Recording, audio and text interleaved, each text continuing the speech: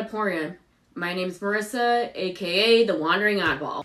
What is the Odd Emporium, you may ask? What it is basically is a bizarre version of show and tell of stuff I've collected on my recent trips. Off my first episode of the Odd Emporium, I figured I'd talk about one of my more recent trips to the Weird Oddities Expo in Cleveland. Well, technically it's not a trip because I'm a local, but anyway, I want to get started and show you some of the weird stuff I have. This is a Death Head's hawk moth that I got at the World Oddities Expo. It is mounted to a frame, and the reason it's called a Death Head's hawk moth is obviously because if you look at the back of the torso, there is to be a marking that resembles of a skull. A lot of times people would associate it with death or bad omen. Usually it's superstitious people, but there's no evidence that they really cause anything like that. But it's sort of known pop culture, especially if you've seen the movie poster for Silence of the Lambs where the moth is covering the mouth of the woman. So what's interesting about them is they actually mimic the scent of bees, and they go into beehives and actually get honey from them. Another thing that's also interesting is they make this squeaking noise that is similar to that of a mouse. If you look up YouTube videos, you could see them do that. It's pretty bizarre and kind of cute at the same time. I got this funeral collection starter kit. I'm going to work my ways from like the least interesting to probably the most questionable thing I own.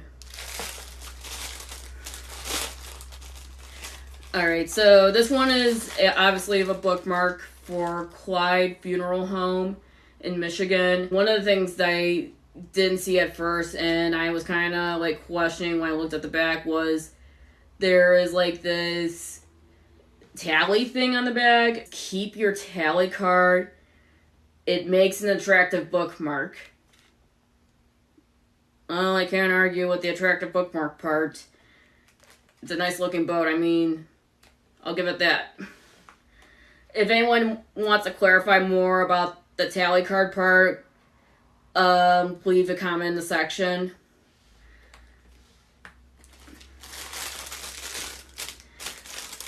And then the next one is I got this memorial prayer book. What's interesting is one side of it is also in Hebrew, which means this was probably used for Jewish funerals. There's also like a calendar like showing when Yom Kippur and Passover is.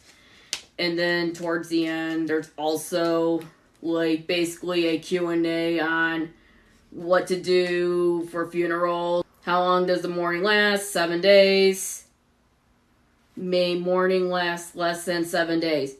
For reasons of health or economic necessity, Shiva, if I'm mispronouncing it, I'm sorry, may be observed for only 3 days. This is a matchbox that advertises for your funeral home. Next one is a prayer cap. You've likely seen this in my TikTok video a few days ago, where basically this was used for like women, like if they have to go into a church or a funeral, they could have something to cover their head.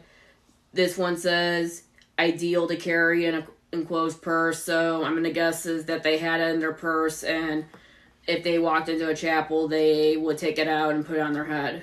This is smelling salts. Women likely used to like wake up somebody if they passed out because the grief was too much for them.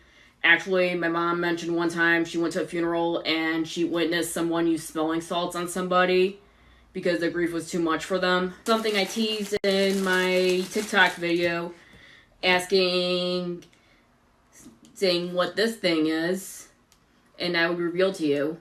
And funny thing is, I didn't read carefully on the pack, but when I went back in later and looked over it for the funeral collection starter kit, I noticed it said small embalming drainage tube. This means this thing might have been in someone's body at one point. Unless they got it off of something and like a website that sells parts for funeral homes. Because I mean, there are stuff that do exist like that. But so I'm kind of leaning, hoping it's that. But at the same time, kind of morbid if it was actually used. But basically, this would be inserted into the body and drain out all the blood and fluids for embalming purposes. But, yeek. I kind of feel like washing my hands every time I touch this thing. Because I don't know, like, it's possibly, if it was used, maybe it is, like, sanitized, but same time, I don't know. Alright, that concludes my weird show and tell. Thank you to my recent subscribers and followers on TikTok. I appreciate you for watching the video and staying all the way through. If you could excuse me now, I think I'm going to go wash my hands.